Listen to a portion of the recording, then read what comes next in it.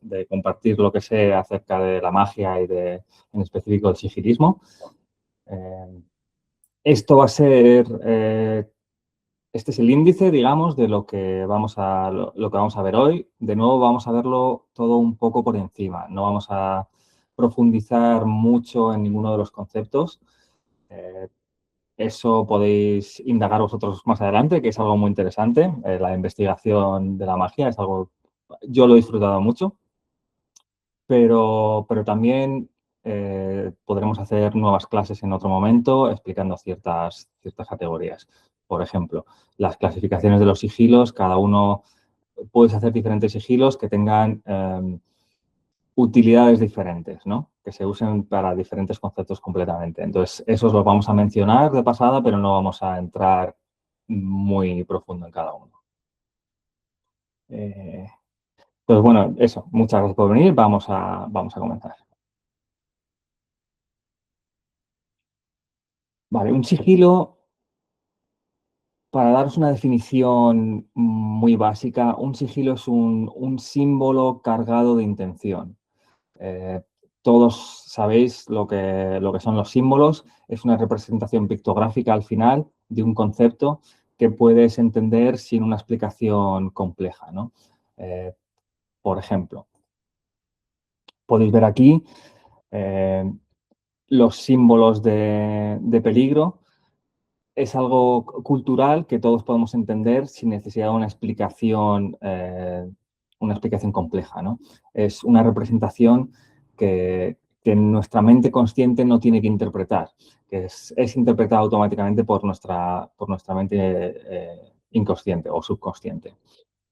Los símbolos, además, tienen la ventaja de cómo traspasan la barrera de la mente consciente, eh, afectan directamente a nuestras emociones. Por ejemplo, es un mal ejemplo, ¿no? Pero de una forma u otra, todo el mundo va a tener una reacción emocional intensa a una esvástica, por ejemplo, ¿no? Ya sea porque estés en un lado del espectro político o del otro, todo el mundo va a tener una representación, una reacción intensa. Por ejemplo, los símbolos religiosos. Para alguien que no es religioso puede tener una interpretación y para alguien que es religioso puede tener otra. Pero causan una reacción inmediata en tu subconsciente, ¿no? Inmediatamente sabes lo que significa, inmediatamente tienes una reacción de acuerdo a tus creencias. Ejemplos clásicos, por ejemplo, aquí tenemos el símbolo de los 4 elementos. Estos viene de la Cábala. La Cábala es una de las tradiciones mágicas más antiguas. Y es hebreo. Si os podéis fijar, si juntáis los 4 símbolos, os da la estrella de David. Esto es algo que, bueno, que tampoco mucha gente sabe. Luego, aquí, por ejemplo, tenéis el símbolo de la paz. Hay diferencia entre diferentes símbolos, ¿no? Los símbolos culturales son símbolos que todo el mundo puede interpretar, que todos conocemos. Por ejemplo, las marcas comerciales son símbolos que, dependiendo de lo famosa que sea la marca, todo el mundo puede interpretar. Tú ves el símbolo de Nike y enseguida reconoces, es Nike. Venden zapatillas, venden ropa deportiva, venden X, ¿no? Pero tienes una interpretación inmediata sin necesidad de pensar conscientemente qué significa el símbolo. Lo mismo con los símbolos religiosos o con símbolos como el de la paz. Luego podemos, más allá de los símbolos culturales, tenemos nuestros símbolos personales. Eh, Esto pueden estar ligados a los símbolos culturales. Por ejemplo, una cruz puede tener un significado personal para nosotros, pero no deja de ser un símbolo cultural. Símbolos personales serían un símbolo que solo tiene significado para ti. Ya puede ser construido, que ahora hablaremos de eso también, o puede ser encontrado. ¿Cuál es la diferencia? Ahora entramos en eso. Los símbolos construidos tienen una intención detrás del símbolo. Cuando, por ejemplo, el símbolo de la paz. El símbolo de la paz es un símbolo construido, no es un símbolo que hayan encontrado, ¿no? Se creó para el movimiento hippie en los 70 para representar la paz y se ha convertido en un símbolo cultural, pero es un símbolo construido porque había una intención detrás de la creación del símbolo, ¿no? Era un significado con intención, o sea, lo diseñaron de esa forma. Perdón. Sin embargo, la cruz de la cristiandad es un símbolo cultural, pero no es un símbolo construido, es un símbolo encontrado. Se ha creado la asociación entre Cristo crucificado y se ha convertido en el símbolo de la religión, ¿no? No se ha creado específicamente porque tenga un significado. El significado ha surgido naturalmente a través de las asociaciones simbólicas. Esa sería, digamos, la diferencia entre un símbolo construido y un símbolo natural o encontrado. En nuestro caso, vamos a trabajar casi todo con símbolos construidos, porque al final el significado y el simbolismo de las asociaciones las vamos a crear nosotros durante nuestra práctica mágica. Para mí, un símbolo puede significar una cosa, pero para vosotros puede significar otra. Vale. El lenguaje simbólico tiene ciertas ventajas. Eh, no requiere una explicación y funciona, como podéis ver aquí, con asociaciones y emociones. Mm, Lo que os estaba comentando, ¿no? Que, por ejemplo, un símbolo no requiere una explicación detrás de él y va a tener una asociación al concepto que representa. La cruz representa la cristiandad, sí, pero además representa otras cosas. Representa los valores cristianos, representa una historia, tiene un bagaje, digamos, ¿no? Entonces, inmediatamente tú ves la cruz y haces una asociación con todo lo que conlleva ese símbolo. Mm, Tiene un significado mayor de lo que puedes ver a simple vista. Está comprimido, digamos, ¿no? El significado en el símbolo.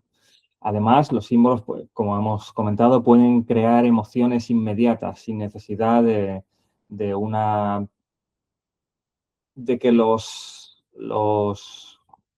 proceséis, ¿no? El símbolo entra directamente. Entra, crea una reacción emocional. Los símbolos actúan en la memoria también y a través de la repetición podemos darle significado a ciertos símbolos. Pequeños rituales que tengáis por las mañanas pueden a la larga crear una asociación simbólica con esa repetición.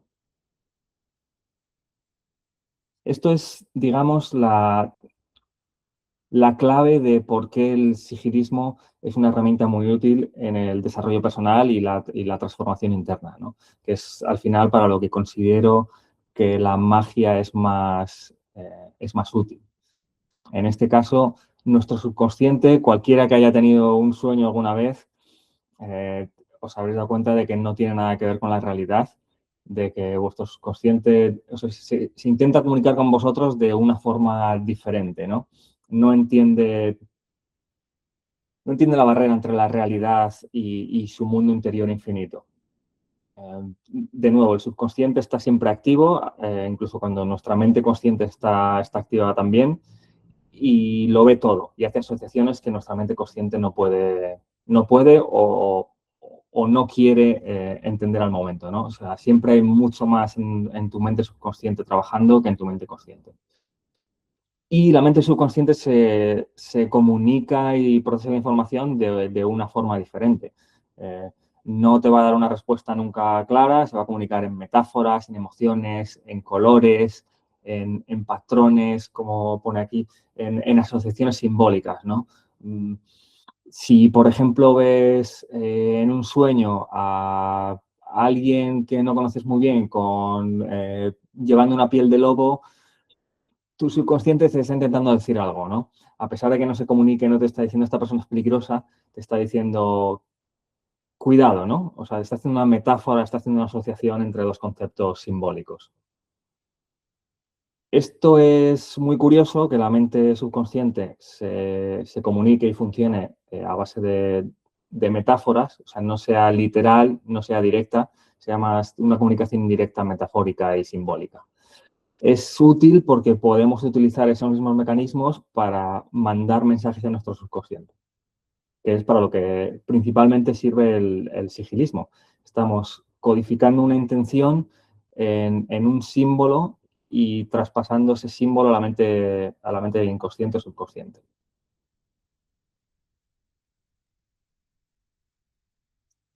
Esto es. Entonces, los sigilos, ¿qué son? Son, como dice aquí, es una interfaz entre el pensamiento consciente y el procesamiento subconsciente.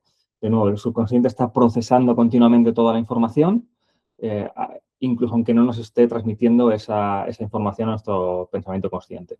El sigilo lo que es simplifica un concepto o una intención para que tu subconsciente lo pueda utilizar de forma más efectiva. Esto, de nuevo, funciona porque no lo entendemos, la psicología tampoco lo entiende 100%, es un mundo bastante complicado, pero, pero podemos ver a lo largo de la historia el poder que han tenido los símbolos, ¿no? Que es algo más allá de un garabato.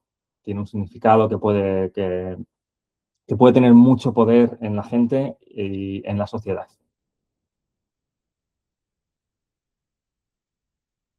Vale. Eh, Esto nos lleva a qué es la magia. Imagino que algunos de vosotros estáis en el mundo del misticismo, del ocultismo, del tarot, de la astrología. A lo largo de la historia ha habido muchos modelos mágicos, muchos movimientos y muchos practicantes que han utilizado estas prácticas mágicas de diferentes formas, ¿no? Eh, y en general, bueno, en general, todos no lo usarían si no diera resultados, ¿no? Eh, ¿Por qué está funcionando esto? ¿Por qué diferentes personas que creen en diferentes deidades, por ejemplo, piden fuerza a su deidad y obtienen la fuerza? ¿De dónde está saliendo esta fuerza? ¿De dónde están saliendo estos resultados de transformación? Esta es una de las grandes preguntas de la magia, ¿no? ¿Cuál es el mecanismo detrás de todos estos sistemas que al final tienen una experiencia vivida y unos practicantes que pueden corroborar que han tenido resultados con ellos? Esto no es eh, eh, chasqueo mis dedos y sale una llama, no, estos son procesos de transformación personal y de cambios en la realidad personal. No hay un consenso de qué mecanismo produce los resultados, pero sí que hay un consenso, digamos, en que hay dos elementos muy importantes en la práctica mágica. Uno sería la intención, que es, ahora un poco más adelante lo veremos, pero es la dirección en la que estás mandando tu energía mágica, ¿no? ¿Qué resultado quieres obtener con esta práctica que estás haciendo? Y la otra es la creencia, que digamos es la parte que sostiene tu intención, ¿no? Digamos, uno es la flecha, de dónde quiero mi intención, y otro es el arco, que es digamos, lo que le da el soporte y lo que da la fuerza. Pero vamos a echar un vistazo porque independientemente de si queréis utilizar en vuestra práctica mágica un modelo psicológico o un modelo gnóstico, ambos funcionan. Para mí no me parece imprescindible la creencia en una, en una magia real, digamos, en unos espíritus que existan, en unas entidades, en unos dioses o en unas energías espirituales. No tengo la respuesta, no sé si es real o qué partes de ello son real. Lo que sí sé es que lo considere real de una forma psicológica o espiritual, los resultados son los mismos. Al final eso es bastante importante que lo entendáis, ¿no? No tienes que creer exactamente en lo mismo para que tus prácticas y tus modelos funcionen. Por ejemplo, el modelo psicológico. La magia actuaría en la mente, en la percepción de la realidad, en la conducta personal y en la interpretación de la realidad. Cuando dices, por ejemplo, he hecho un ritual para que mi entrevista de trabajo salga estupenda. ¿Qué está ocurriendo realmente aquí? Lo que está ocurriendo es un cambio de actitud, de interpretación y de percepción, digamos, ¿no? Vas a interpretar la entrevista de otra forma, vas a ir con otra actitud diferente, vas a tener una energía diferente. Esto va a afectar sobre la realidad física, pero el cambio inicial viene de tu interior, digamos, ¿no? Esto sería el modelo psicológico. Estamos usando asociaciones y rituales para crear un cambio en nuestro interior que va a cambiar nuestra percepción y nuestra visión de la realidad.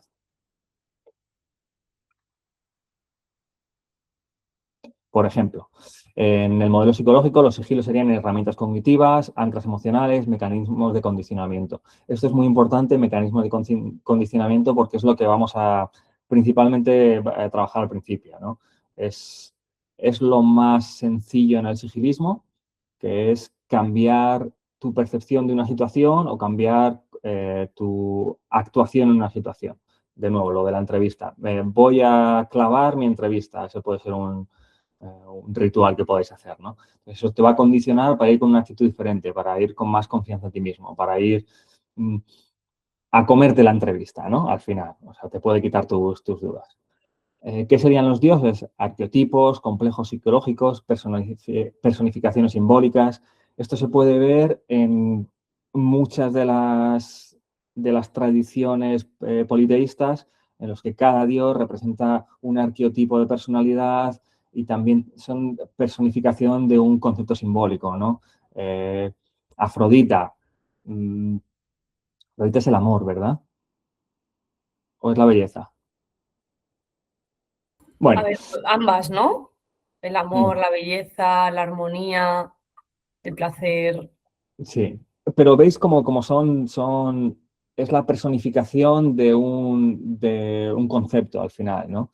Eh, Luego, a ver, los panteones politeístas normalmente, si nos ponemos con el panteón griego, son más que arquetipos, ¿no? Y son más que personificaciones simbólicas, tienen sus propias personalidades, son más humanos que lo que considerarías que una personificación simbólica sería, ¿no? Es, crecieron más allá del símbolo que representaban. Luego, los hipersigilos, lo vamos a comentar también un poco más adelante, son procesos de reestructuración narrativa de tu propia vida. Puedes, al final, lo que quiero que veáis es que a través del simbolismo podéis modificar vuestra propia realidad, ¿no? Esto de que la gente no cambia o que es difícil cambiar o de que tu vida no la puedes cambiar es totalmente falso. Con las herramientas correctas puedes cambiar cómo funciona no solo tu propia personalidad, sino a través de ello tu propia realidad. Y luego tenemos el modelo gnóstico.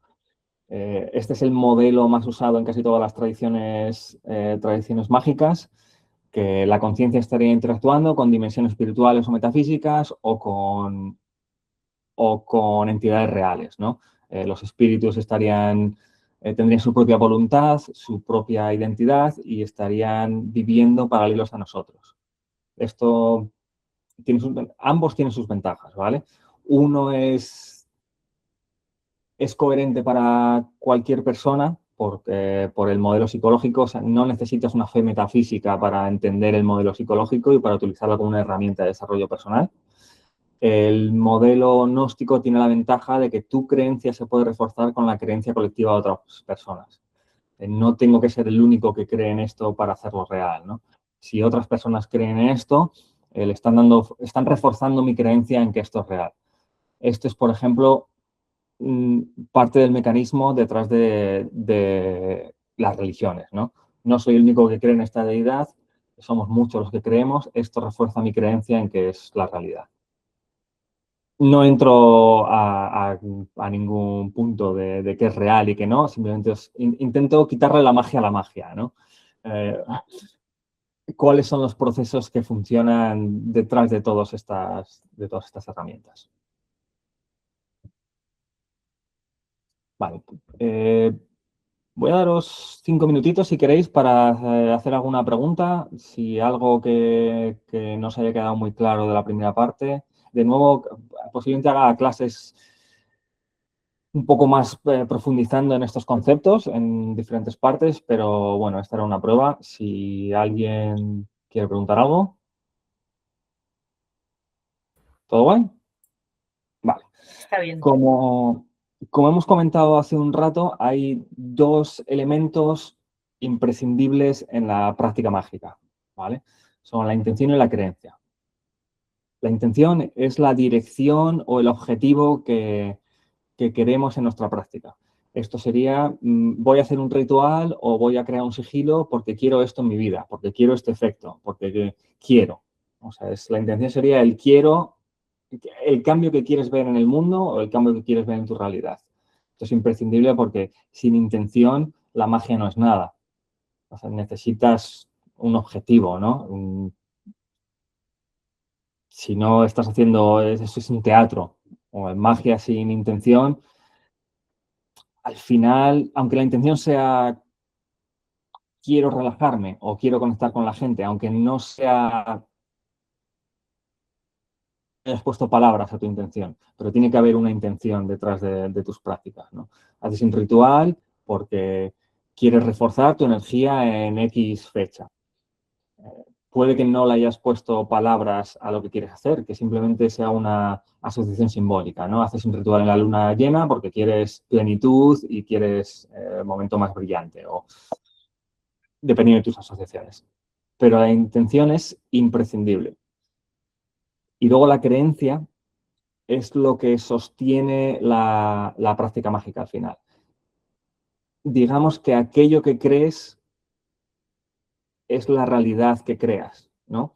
Una frase que me gusta mucho es crea tu creencia, porque en este caso la realidad, entiendo que hay una realidad objetiva del mundo y de una realidad física, pero más allá de eso, nuestra realidad es nuestra percepción de la realidad, nuestra percepción de nosotros mismos. Podemos moldearla a nuestra voluntad al final y esto se consigue a través de la creencia. Por ejemplo, mi creencia es que si enciendo una vela delante de un altar de Buda, me va a dar una paz interior, ¿no? O me va a dar calma durante este día. Esa creencia es la que va a producir los resultados. Al final, yo no entro en si los espíritus o las entidades o los dioses o la magia son reales. Yo entro en que las herramientas que utilizamos para trabajar con ellos son reales. Funcionan a un nivel ya sea metafísico o psicológico. Pues la creencia es eso, es lo que sostiene, lo que le da estructura a tu intención y a tu práctica mágica. Vale. La intención es,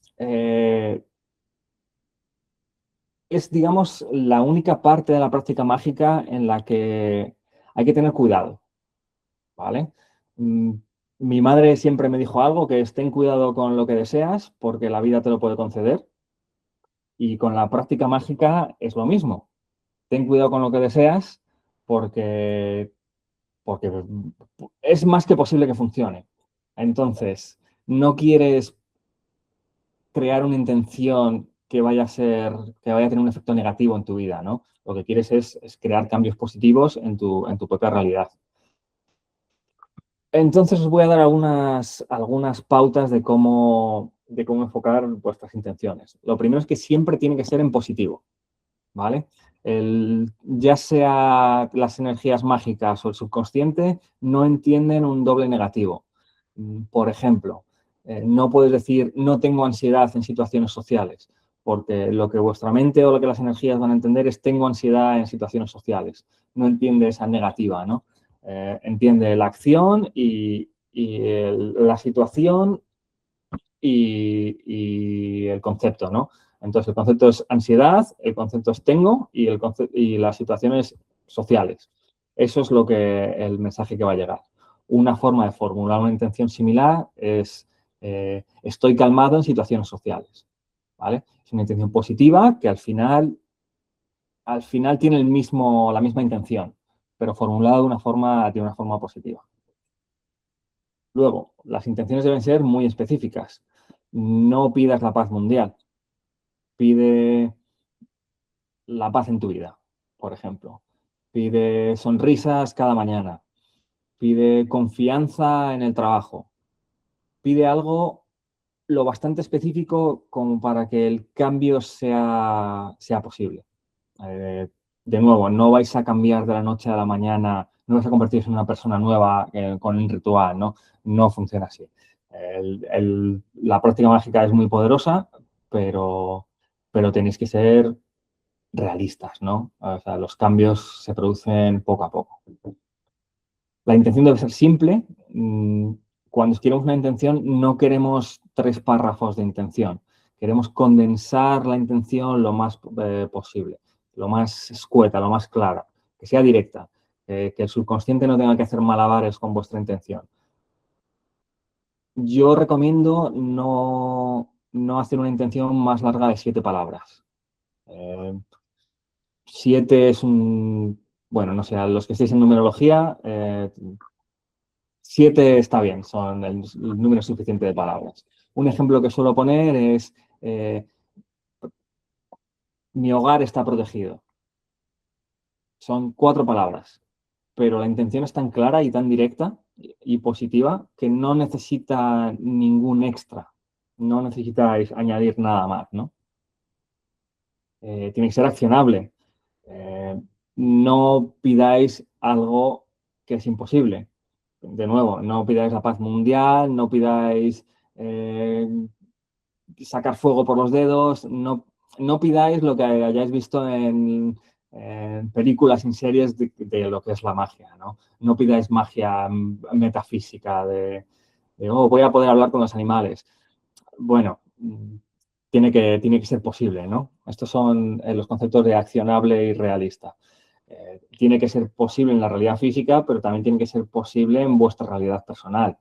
De nuevo, no podéis pedir ser ricos o que os toque la lotería.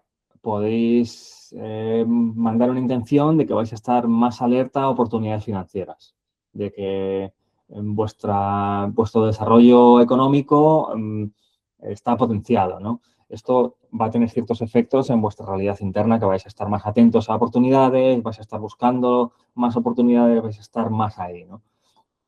No va a crear un cambio, no os va a caer del cielo un millón, ¿no? O sea, ojalá, os deseo lo mejor a todos, pero no es como funciona, digamos, el sigirismo. Y luego la creencia es lo que sostiene esa intención, ¿no? Es lo que le da estructura a vuestra práctica. Una serie de herramientas que os permiten utilizar esa intención de una forma efectiva. Por ejemplo, fuentes de creencia, puede ser vuestra alegría, confianza, entusiasmo. Esto puede ser el creer que por estar felices vais a atraer a gente feliz. Sí y no. La creencia en eso está bien, pero sabemos que también hay gente mala en el mundo, ¿no? Pero esa creencia tiene poder, el decir, creo que cuando estoy feliz, atraigo a gente feliz. Y eso va a causar un cambio interno en vosotros, ¿no? Esto es lo que dicen de que vais a vibrar con una energía diferente y que vuestra energía va a atraer a gente similar. También puede ser fuente de creencia simbólica. Colores, números, elementos, la numerología, por ejemplo, le estamos dando un significado un significado simbólico a unos números y esa creencia nos puede ayudar en nuestra práctica mágica. Los elementos, lo mismo. Lo que se dice que el aire es mental, el agua es emoción, el fuego es así más pasión. Podemos utilizar estos elementos y estas creencias en nuestra práctica para potenciar la intención, ¿no?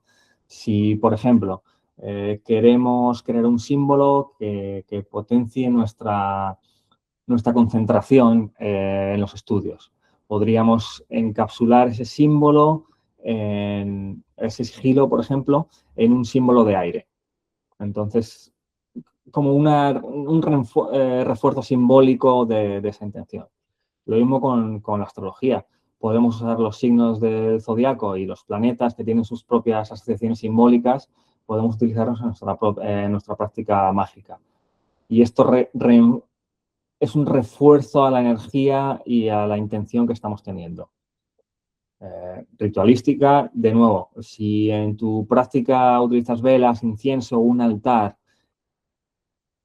el punto de la creencia es que no está escrita en piedra.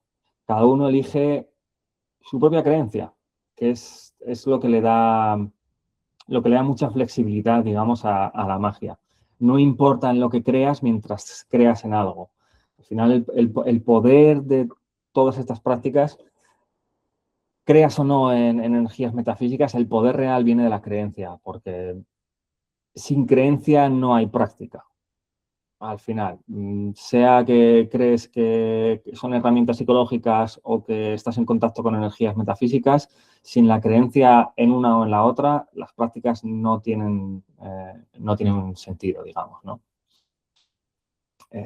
Lo mismo, Panteones, entidades, arquetipos, podemos interactuar con entidades metafísicas o arquetípicas para obtener ciertos resultados. Esto es algo que ocurre mucho cuando le pides fuerza a Dios, ¿no? Por ejemplo. Ahora en nuestra sociedad cristiana sería Dios.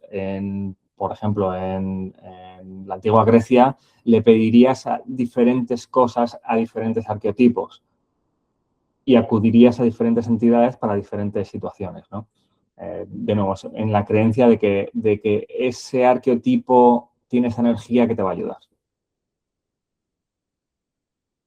Al final, de nuevo, la fórmula fundamental, como decimos aquí, es la intención, es la dirección de tu práctica mágica, a dónde quiero ir con esta serie de prácticas y de rituales, y la creencia es lo que los soporta.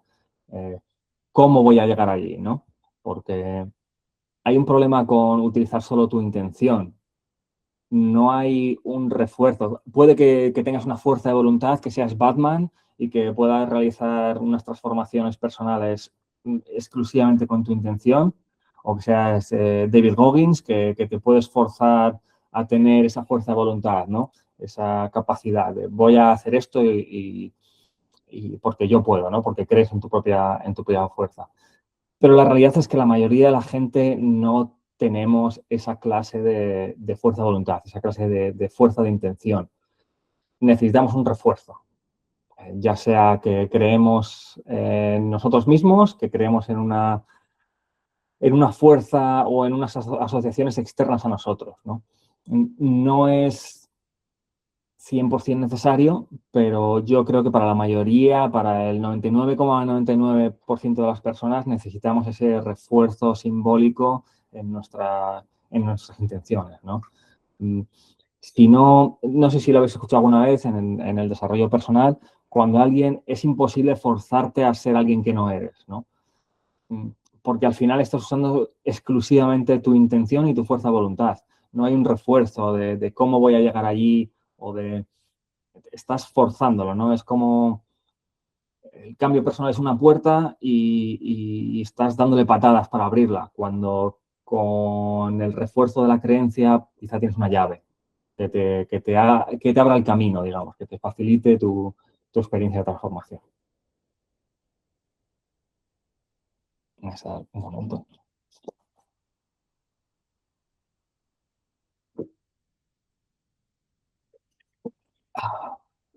Vale. Os voy a contar un poco antes de esto porque se me ha olvidado de la historia del sigilismo, porque es importante que entendáis de dónde vienen todas estas prácticas y cuáles, digamos, porque yo practico sigilismo moderno que no tiene nada que ver con el sigilismo tradicional de hace 2000 años, ¿no? O sea, el sigilismo es una de las prácticas más antiguas. Creo que de la más antiguo es el sello de Solomón, que viene de la tradición hebrea. Y básicamente los sigilos, la traducción literal es sello. Son sellos que representan entidades o que representan energías. La tradición solomónica, por ejemplo, lo que hacían era crear sellos para llamar a entidades demoníacas. Suena terrible. Y entonces existían los sellos de invocaciones en los que el practicante estaba, el sello en el que iban a atrapar a la entidad y luego un sello que era una representación simbólica de esta entidad, ¿no? Yo lo llamo el número de teléfono místico de un demonio, por ejemplo. Entonces, podías obtenerlo directamente de las entidades o podías tenerlo para llamar a esas entidades. Esa es la tradición más antigua del sigilismo. Luego sí que se ha usado para codificar mensajes y codificar intenciones, por ejemplo, en la Cabala eh, y en la práctica abrahámica. También ciertos sistemas como la magia enoquiana, que es magia de ángeles, utilizan sigilos de forma bastante extendida, ¿no? Eh, todos estos sistemas, el problema que tienen es que son muy complejos y son muy rígidos. Son tradiciones muy cerradas, muy antiguas, que requieren unos niveles de conocimiento para que funcione bastante hardcore, debo decir. Eh, Entonces, a principios del siglo pasado, tenemos al señor Austin Spare, que era un ocultista conocido, ¿no? Y decidió que quería entender los mecanismos por los que la magia y el simbolismo funcionaban. Y decidió que iba a reducirlo a lo más base, que iba a quitar todo lo innecesario de la práctica mágica y que va a reducirlo a lo más simple que funcionara. Y donde nace el sigilismo moderno, donde no necesitamos una experiencia previa en la magia, no necesitamos un conocimiento exhaustivo del simbolismo de la práctica tradicional, solo necesitamos un papel, un boli, nuestra intención y nuestra creencia en que va a funcionar. Y creo el modelo clásico. Yo tengo ciertos problemas con el modelo clásico, ¿no? Porque no es todo lo claro y exhaustivo que me gustaría a mí. Pero el modelo clásico básicamente es crearemos el sigilo con alguno de los procesos de creación, os voy a enseñar alguno un poco más adelante, que sería, de nuevo, codificar nuestra intención en un símbolo que nuestro subconsciente puede entender. Lo activaríamos, esto se llama gnosis, hay un punto que es solo para la gnosis, pero os puedo decir un poco por encima, la gnosis es un estado de conciencia alterado en el que tu mente consciente se debilita. Estamos debilitando la barrera entre la mente consciente y la mente inconsciente, o el alma, o el kia, o hay mil formas de llamarlo, ¿no? Os comentaré un poco cómo se llega. Y luego la liberación o el desapego. Tienes que olvidarte de que esa intención la has mandado a tu subconsciente para que tu mente consciente y tu ego dejen de interferir en la práctica mágica. No sirve de nada que creemos una intención y hagamos un ritual si vamos a estar cada 10 minutos pensando ¿y por qué no está funcionando? ¿Y por qué no está funcionando? Y quiero que funcione ya, quiero que funcione ya. Tenéis que dejar que haga su trabajo en el background, ¿no? En la parte interior vuestra, en el subconsciente. Y va a tener efecto. En el momento en el que tenéis desapego con los resultados, vuestra mente consciente deja de interferir en el resultado mágico. Eso es también muy importante. Ese es el modelo clásico. Tiene 3 pasos, creamos el sigilo, lo liberamos con la gnosis, normalmente aquí se elimina también, se destruye, y luego tenemos, a veces el trabajo más duro es después, ¿no? El desapego, el olvidarnos de que hemos creado esta intención. Yo tengo ciertas críticas al modelo clásico y he creado un modelo un poco más exhaustivo. Entonces, por ejemplo, el problema del olvido, voy a empezar por este, es que no todos los símbolos funcionan de la misma manera. Por ejemplo, tenemos símbolos talismánicos. Podemos crear un símbolo que representa una energía que queremos en el espacio en el que este símbolo está. Podemos crear un símbolo que produce alegría en el espacio en el que está y tenerlo en nuestro salón. El problema aquí es que no estamos olvidando la intención, la estamos reforzando. Entonces, el modelo clásico no incluye esta clase de asociaciones de refuerzo que las asociaciones de intención simples tendrían, ¿no? O sea, no todos los símbolos deben ser olvidados, no todas las intenciones deben ser olvidadas. Algunas pueden ser reforzadas y funciona igual. O sea, o al menos sigue teniendo esa función. Luego, la carga, digamos que es la energía personal, espiritual, como queramos llamarlo, ¿no? La carga de creencia. En el modelo clásico, la carga viene exclusivamente de la intención. No hay una carga energética, ¿no? Tú creas el símbolo, lo mandas a tu subconsciente y te olvidas de él. Pero no hay un refuerzo, digamos, de he creado el símbolo, lo he cargado con la energía de mi alrededor o a través del ritual le he dado más significado. Es como, de nuevo, intentar forzar un resultado sin tener un refuerzo, unas muletas.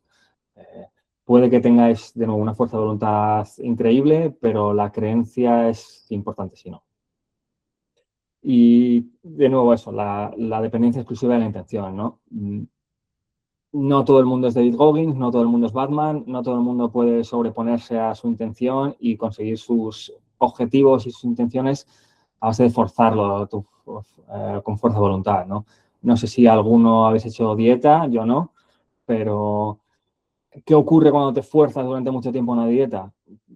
Cuando realmente no es algo que quieres, ¿no? No es algo que estás reforzando con una creencia, con una intención correcta, que terminas cayendo, que terminas pegándote un atracón y no funciona, ¿no?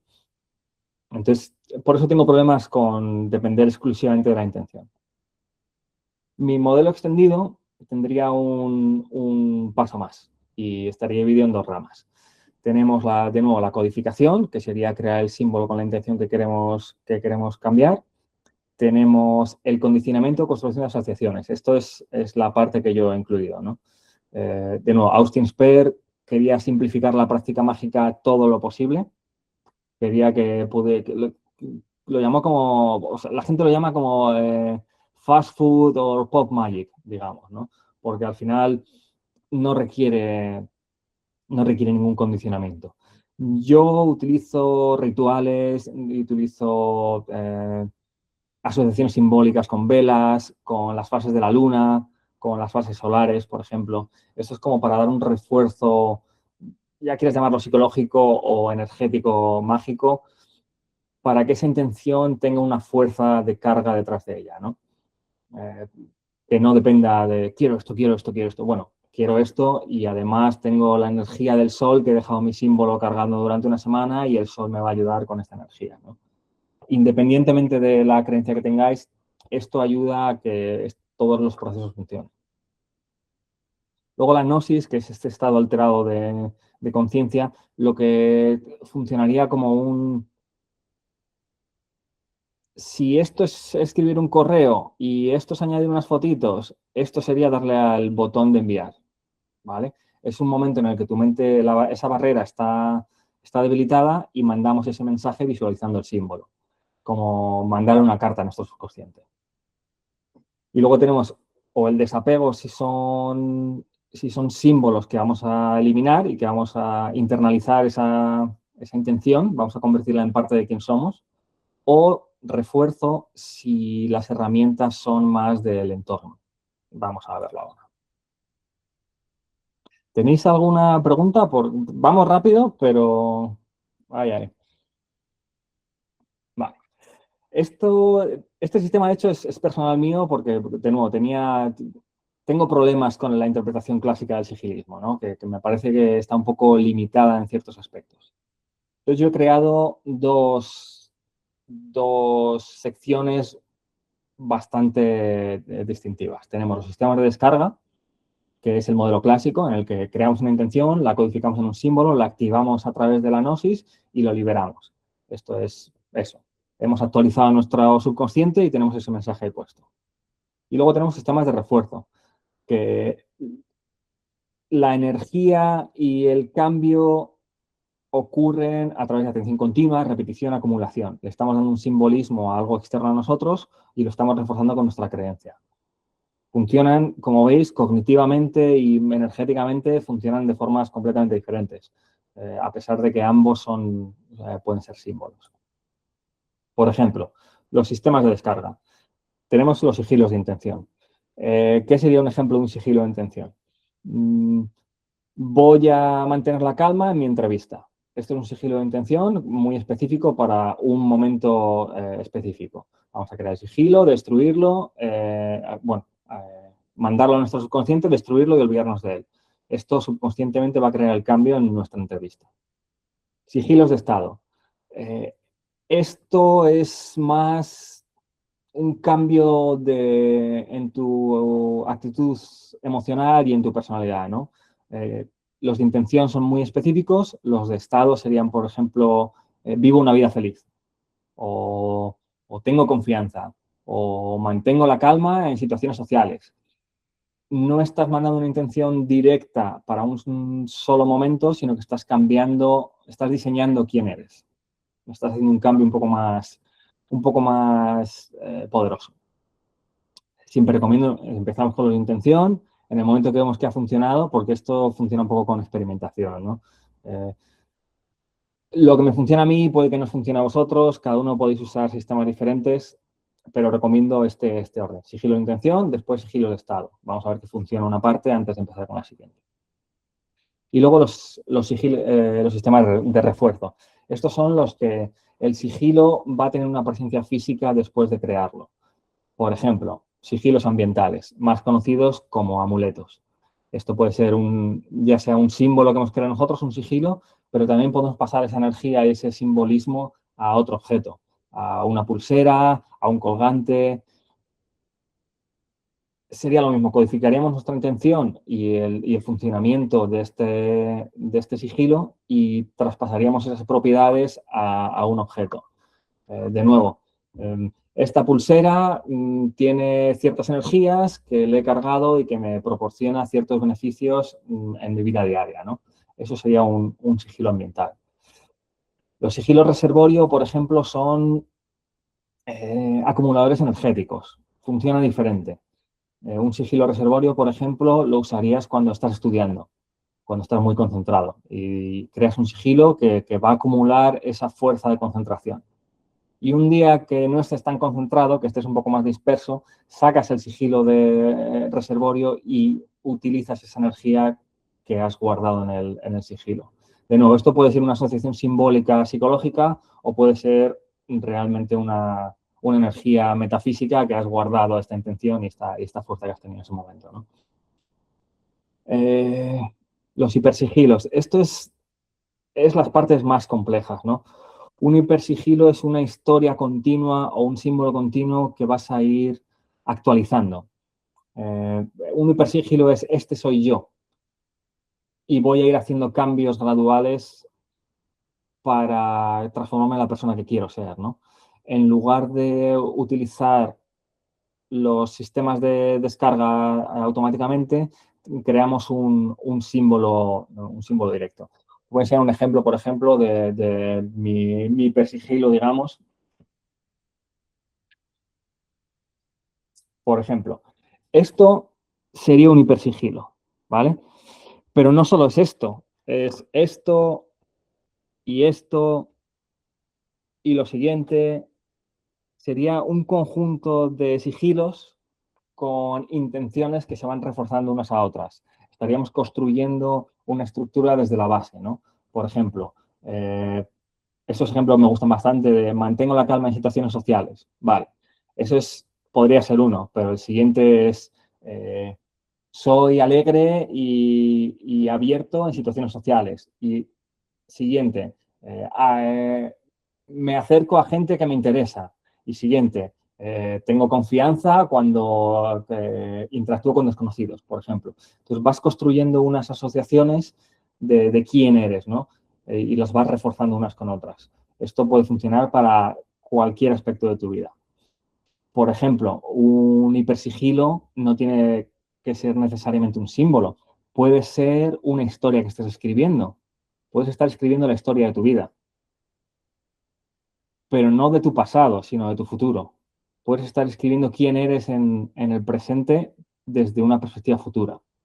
Esto es lo que me ha pasado, esto es cómo soy, esto es cómo actúo y funciona de la misma forma. Es una asociación simbólica de quién quieres ser con quién realmente eres. Sistemas de panteón, lo mismo. No los considero tan útiles porque hay una cantidad de entidades ya existentes, de panteones ya existentes que podemos utilizar en nuestra práctica, que crear el tuyo propio tampoco tiene tantas ventajas, a no ser que quieras eliminar todo el bagaje que ciertas entidades tienen, ¿no? De nuevo, Afrodita, sí,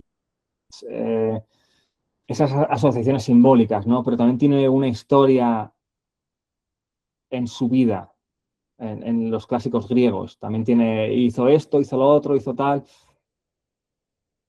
Lo único que me parece que funciona bien en los sistemas de crear tus propias entidades, tus propios dioses, es que puedes hacerlos tan puros a un concepto simbólico como quieras.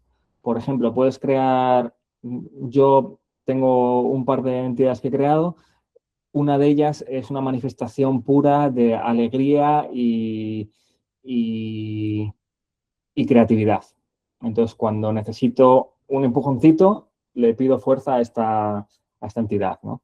O le pongo una velita, entonces las características de esta entidad vienen a mí, sin tener un bagaje de la historia y las relaciones con otras entidades. Esa es, digamos, la única ventaja que le veo en lugar de usar sistemas ya existentes, digamos. Y los servidores, no os voy a mentir, no soy un experto, es lo último en lo que estoy experimentando. Los servidores son ya sea personificaciones de un proceso autónomo psicológico o entidades espirituales con una función. Lo voy a explicar de una forma más sencilla. Estás creando una entidad ficticia o real, según tu punto de vista, con una función. Por ejemplo, voy a crear una entidad espiritual que me va a despertar todas las mañanas a las 9 de la mañana o me va a despertar cuando salga el sol. Y este es un proceso que va a realizar en segundo plano, ya sea un proceso psicológico, que tengas... Es un amigo invisible, ¿vale? Los servidores son problemáticos porque son autónomos. Entonces, ese es... Cuando creas un servidor tienes que tener muy claro cuál es su función, hacerla lo más clara posible. Tienes que crear sistemas de desactivación por si decide que va a actuar como quiera. Tienes que tener muy claro que te sirve a ti, que estás a cargo. Yo los servidores tengo mucho cuidado, no he practicado aún, porque me parece que puedes alcanzar los mismos objetivos y los mismos resultados con otras herramientas más seguras, digamos. Sí. Pregunta, Manuel. Ujú. Los servidores, es que me parece súper interesante, pero me han recordado a cuando conectas, por ejemplo, con seres, por ejemplo, Ujú. con hadas, con elfos, con gnomos. Me han dado un poco como esa vibe. Lo que pasa es que los servidores los creas tú directamente, ¿no? Claro, por ejemplo, en tradiciones clásicas invocabas a un hada o a un genio o a una entidad y le pedías que cumpliera una función, le pedías un deseo con una intención. Ujú. El funcionamiento al final es el mismo, solo que en este caso estás tú diseñando la entidad, ¿vale? Vale. Entonces, eh, no estoy haciendo un dogma de las entidades espirituales no existen, existen o no, no me importa. Ujú. Pueden ser infinitas, puede haber infinitas posibilidades de qué tipo de entidades existen y simplemente estás trayendo una con el nombre al mundo consciente, puedes llamarlo así, o estás creando una de cero en utilizando psicología. Cualquiera que sea tu visión, lo que estás haciendo es creando un proceso auxiliar que funciona independiente de ti, ¿no? Digamos, Ujú. eso. Un ejemplo muy claro es Jumpy Humpy me despierta cuando sale el sol por la mañana. Y en tu imaginación le das el nombre, creas como su apariencia, cómo se comunica, cuál es su función clara y un proceso de desactivación. Eso sería como utilizarías un servidor. Ujú. De nuevo, yo creo que lo más avanzado en el tema de la magia, ya sea interactuar con entidades reales más allá de ti o crear tus propios procesos independientes. Eh, yo tengo cuidado, no soy un experto y aconsejo mucho cuidado en ese sentido. Vale, ir con cuidado entonces. Sí, sí, porque como crees uno así juguetón, Claro, ese es la puede el liar un problema. poco. Por ejemplo, no me importa, por ejemplo, si los demonios son entidades reales de pura maldad o son representaciones psicológicas de ciertas partes oscuras de nuestro subconsciente. Eh, Ujú. de una forma u otra son conceptos oscuros que no quiero en mi vida, ¿no? Eh, ¿Para qué estaría trabajando con esta clase de entidades? No es necesario. Ujú. Luego tenemos alfabetos de deseo. Los alfabetos de deseo son, a diferencia de los sigilos, no son únicos, ¿no? Un alfabeto de deseo son un número de símbolos con un significado específico que podemos reutilizar en nuestra práctica. Por ejemplo, podemos crear un símbolo para fuerza de voluntad, podemos crear un símbolo para el amor, podemos crear un símbolo para la calma y podemos utilizar esos símbolos en nuestra práctica mágica reforzando su significado y sus asociaciones, ¿no? Alfabetos de deseo, a ver, esto no es personal, ¿no? Es más símbolos, pero los emojis son el alfabeto de deseo, al final, son un conjunto de símbolos que tienen un significado específico que podemos usar en otra clase de prácticas de comunicación, ¿no? Pero podemos crear los nuestros propios. Yo en mi hipersigilo tengo partes de alfabeto de deseo, tengo símbolos que reutilizo en otras situaciones para reforzar la creencia en eso. De nuevo, tengo uno de fuerza de voluntad, tengo uno de calma, que puedes utilizar, puedes incluir en tus sigilos cuando los crees. Lo mismo, bueno, ¿qué ventajas tiene esto? Que son reutilizables, ¿no? Y que funcionan en dos niveles diferentes. Funcionan no solo en el refuerzo simbólico que le estás dando, sino que estás dándole más fuerza a tu intención o estás haciendo más específica. Esto es lo mismo que trabajar, por ejemplo, con los astros, ¿no? Vas a crear un sigilo para Marte. Pues Marte tiene ciertas energías que van a reforzar la intención de tu sigilo. Es algo que puedes utilizar. Vale, ahora vamos en lo que yo creo que todo el mundo quería ver, que es cómo creamos los sigilos, ¿no? Llevo una hora dando la chapa aquí de la arquitectura interna y de cómo funcionan, pero es importante saber por qué funcionan esta clase de símbolos, cómo podemos utilizarlos, qué hay que tener cuidado con ellos antes de ponernos a hacer uno, porque no sé cómo de potente es vuestra intención y cómo de potente es vuestra fuerza de voluntad y no queremos un accidente en una prueba, ¿no? Entonces, tenemos el método clásico de SPER, método pictográfico intuitivo y método de la rueda bruja. Estos son los tres que os he traído hoy. Hay todos los que queráis. De hecho, os recomiendo que si empecéis a practicar, creéis vuestro propio sistema. Es lo más... Yo tengo también, de hecho, mi propio sistema porque al final me resultaba mucho más cómodo. El método clásico de SPER. Vamos a escribir una intención. Es que, joder, no tengo... Perdón porque la tablet no me ha funcionado, pero digamos, escribís una intención. Mi hogar es seguro. Voy a abrir a ver, aquí. Podéis verlo, ¿no? Estamos viendo la presentación. Sí. Mi hogar es seguro. Vale. Esta sería la intención que podemos crear, ¿no? Es positiva, es en el presente, es accionable, es realista. Es una intención que funciona. Lo primero que vamos a hacer es eliminar las consonantes, porque las consonantes están en todas partes. No necesitamos ninguno de estos repetidos. Y nos quedaría algo que parece sacado de Lovecraft.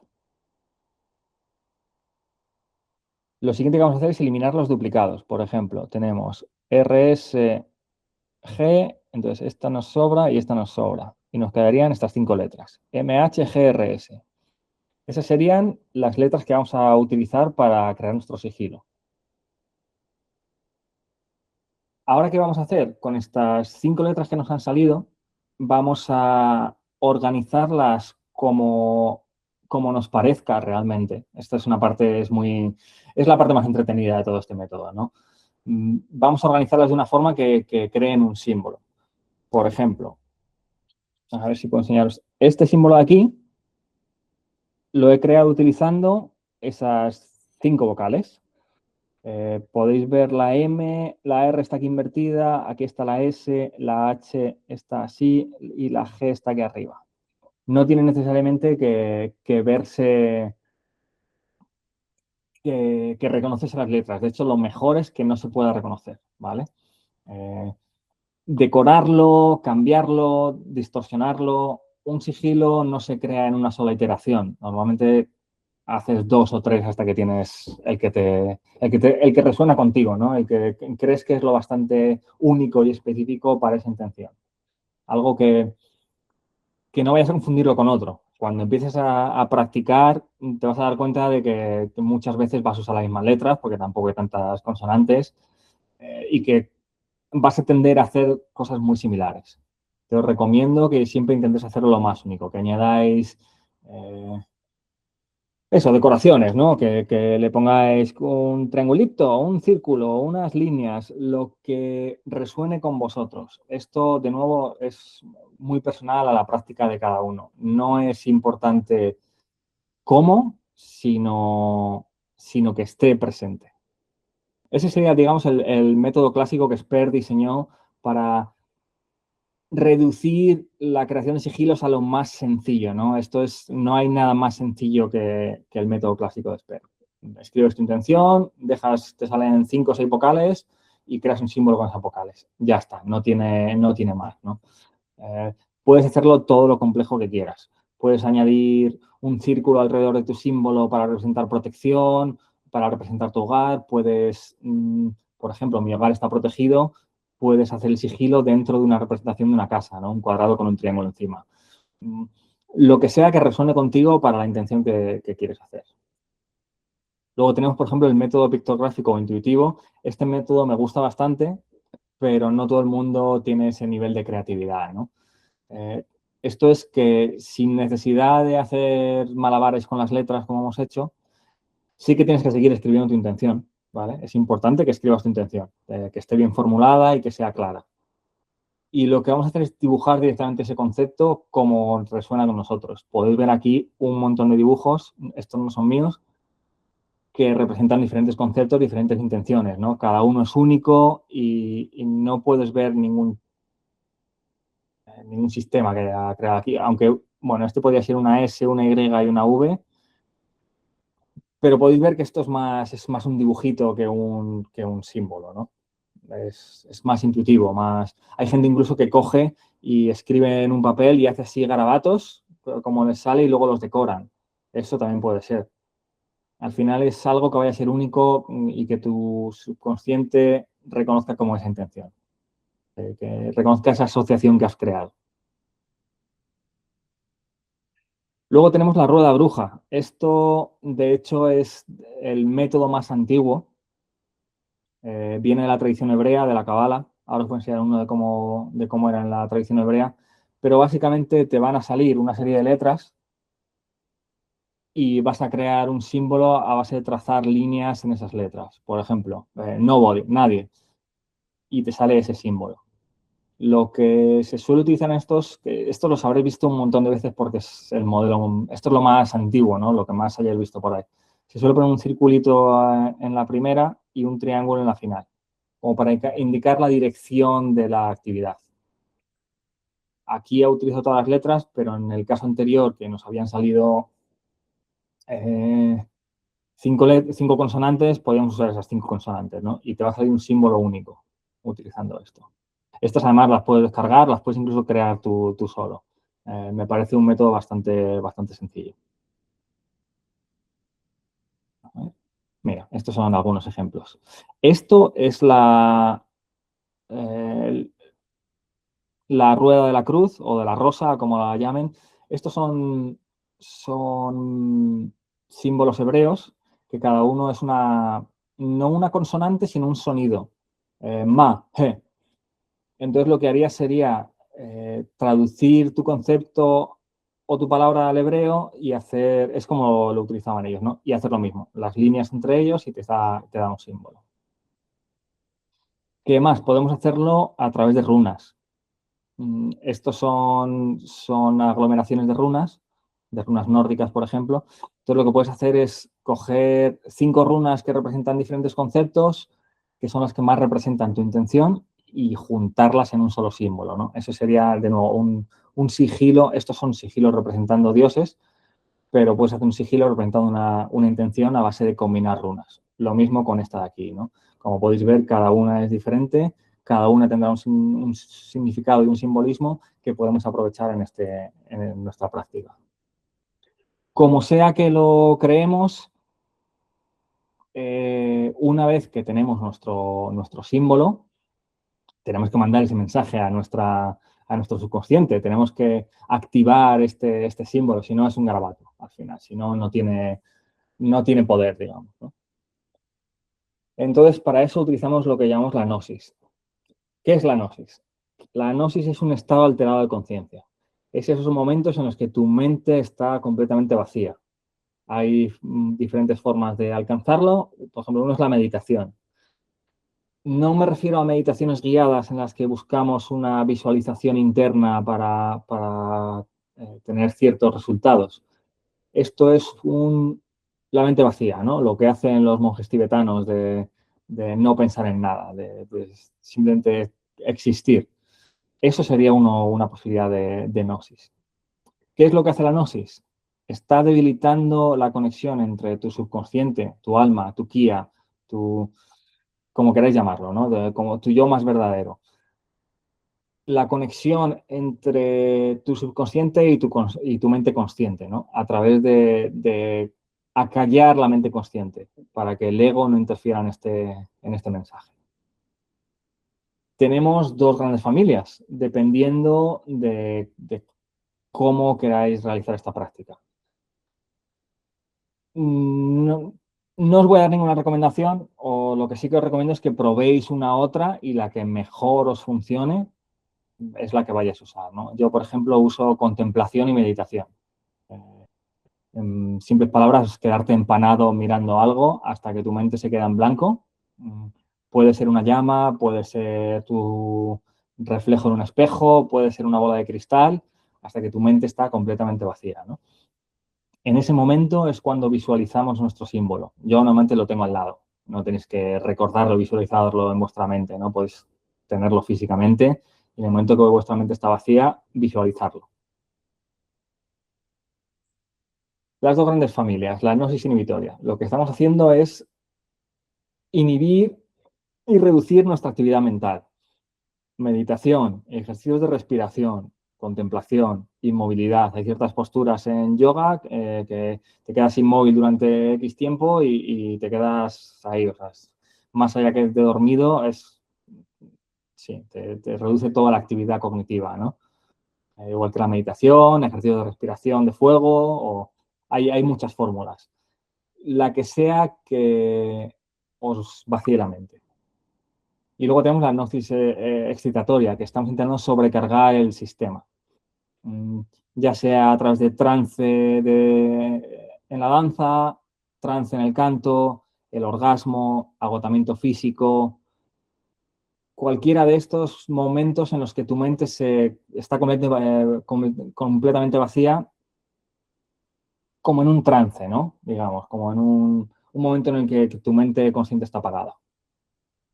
Hay otras formas, yo, por ejemplo, agotamiento físico, si hacéis ejercicio está bien, lo que no recomiendo porque sí que hay métodos un poco más peligrosos, ¿no?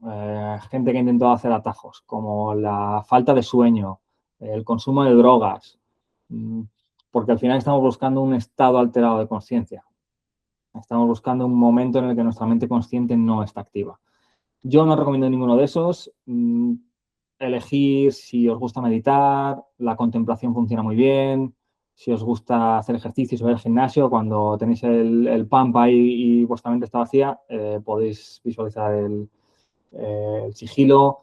El orgasmo también funciona.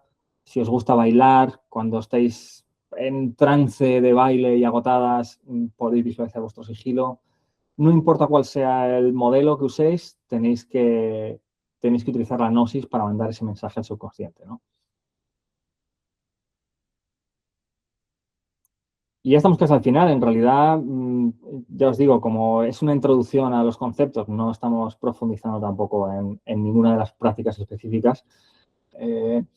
Lo que os voy a decir es que podéis apilar la simbología y podéis crear vuestra propia simbología. ¿A qué me refiero con esto?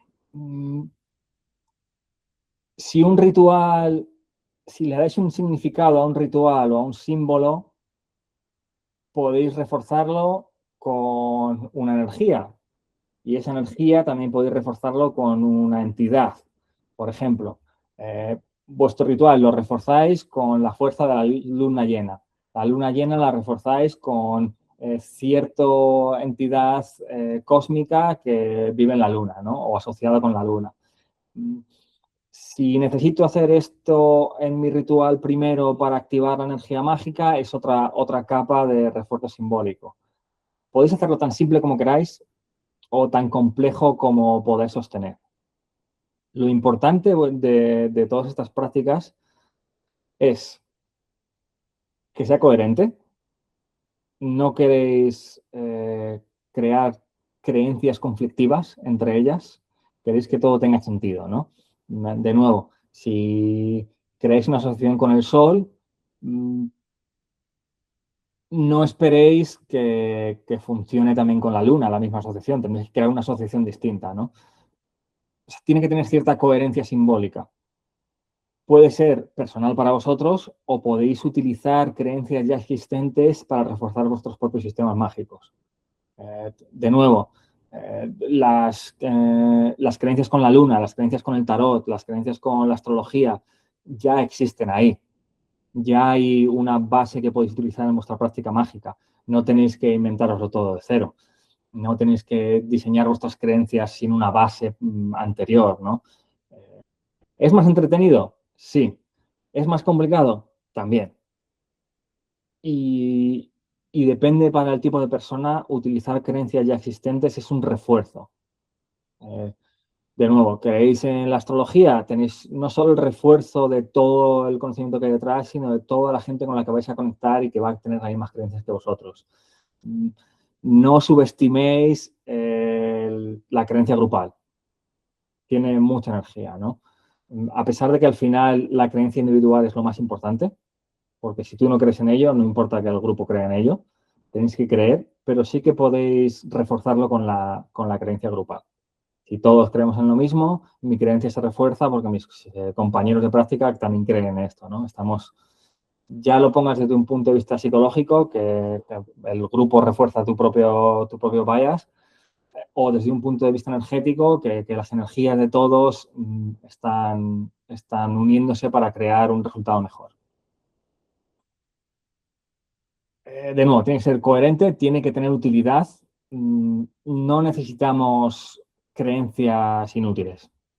Ese es el punto, ¿no? Ese es también muy importante.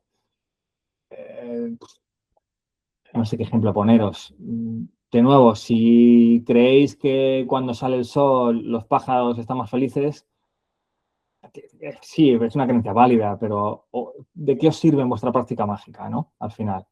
Las creencias tienen que servir a la práctica, tienen que tener una base real. No vale creer en algo que no tiene utilidad. Podéis creer en lo que queráis, pero en el contexto de la práctica mágica, cualquier creencia tiene que servir a un propósito. Y luego tiene que ser eficiente. De nuevo, la crítica que el sigilismo moderno tiene a sistemas más antiguos es que no son nada eficientes, ¿no? Es que si necesito pasarme 25 horas dibujando un sigilo de 5x5 en el que un detalle mínimo destruye la actividad mágica, no es eficiente, ¿no? No se puede simplificar mucho más. Entonces, no sobrecarguéis vuestra arquitectura simbólica con creencias innecesarias. Está bien ir añadiendo cosas, yo sigo añadiendo, siempre y cuando, de nuevo, sea coherente con lo que ya existe en tu arquitectura simbólica, tenga utilidad y sea eficiente. No esté añadiendo, a ver, pues si añades que encender una vela va a crear un espacio que va a facilitar tu práctica mágica, bien. Que sea eficiente. Buscar sistemas que sean realistas y que podáis cumplir. Ese es el punto principal con la arquitectura simbólica. No os compliquéis la vida, está bien crear asociaciones simbólicas, de nuevo, yo tengo mis rituales, utilizo velas, utilizo incienso, utilizo una campanita, pero no os compliquéis la vida excesivamente, ¿no? Al final, sea lo que creéis, va a tener utilidad.